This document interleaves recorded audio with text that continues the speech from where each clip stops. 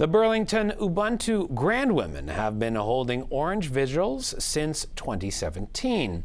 This was the first year since the pandemic that they held one in person out in front of Burlington City Hall.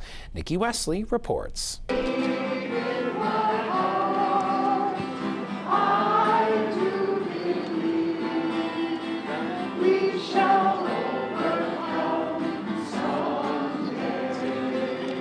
We're holding an Orange the World vigil, and it's a United Nations initiative that started in 1991, and it is global.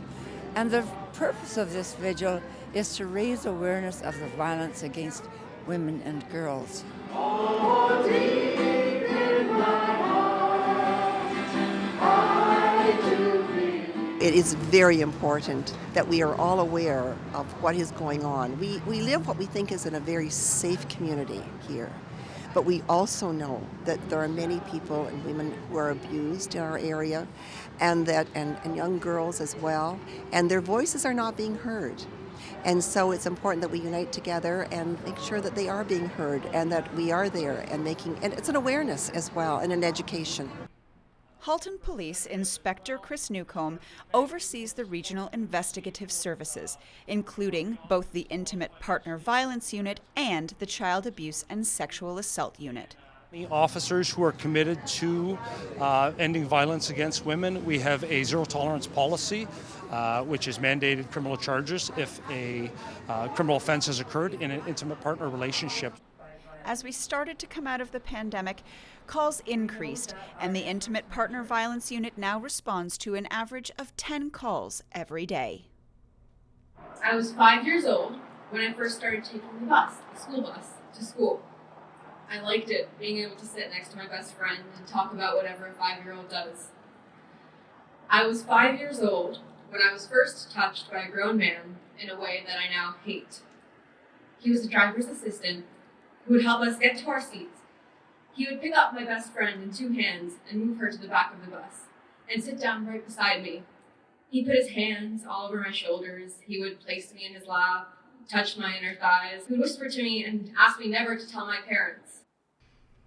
Over 6,000 women and children are sleeping in shelters across Canada on any given night.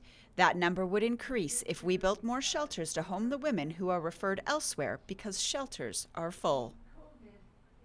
I am now 14 years old, and within the first semester at Burlington Central, I learned self-defense in gym class. It isn't often kids my age get the opportunity to learn how to defend themselves, fight back in a moment of terror.